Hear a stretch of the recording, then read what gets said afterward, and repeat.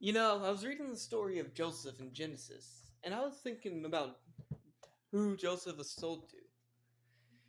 He was sold to his third cousins. Remember, the brothers of Joseph, Simeon and Judah mostly, sold Joseph to Midianites who then turned him into the Ishmaelites. Remember though, they are third cousins. This is the Bronze Age. This is ancient Semitic clan culture. All these people, Midianites, Ishmaelites, Israelites, are third cousin Semites of a clan culture. They are closely related. Let's let's be honest. The text probably omitted this, but one of the Ishmaelites probably knew Joseph.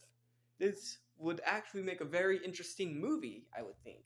There should be a movie about a 10, 20, 30-day journey between Shechem and uh, Egypt. And I'm thinking how the dynamic will play out during Joseph's captivity. Instead of like a 10-minute scene of a Joseph movie, like this Joseph movie right here, or the original Joseph movie made by Disney, instead of just having the Ishmaelites shown for like a few minutes, why not make an entire movie about it? Where let's make up a character: Zadi, son of Adi, Adi, son of Nebaioth, Nebaioth, son of Ishmael, Ishmael, son of Abraham, something like that, and they're close cousins. Like Joseph met an Ishmaelite around his age, and since there's only 30 generations, and they did intersect. For example, when Abraham died, Joseph's ancestor Abraham, when he died, Jacob's father Isaac and Ishmael reunited.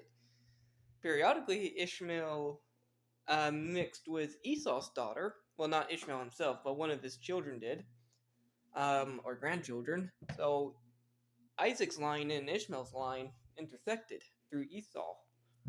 So it is a good curiosity about these weddings and funerals of each other they would attend. Um, and people forget that Abraham got inherited 100 servants. So the 76 people that moved to Egypt when Joseph invited them was just a biological family. But how many hundreds of Canaanite servants did they bring with them? Something we always forget about.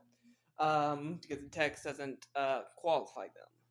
But I just keep thinking, and I wonder why don't we have a movie about this? There should be a movie where for 10, 20, 30 days, um, one of the reasons that Joseph is treated less badly than he could have been is just a friendly cousin who was like, hey, I know you, you're Jacob's son. I was at his wedding. And he was like, fortunate that your brother sold you to us, their cousins, and not to Canaanites, who don't give two craps about you. That would be an interesting movie. Like, Zaldi would be like the guy who is the reason Joseph was alive and unspoiled, while the other Ishmaelites don't remember him. It would be an interesting story. I don't know. I was just think about it because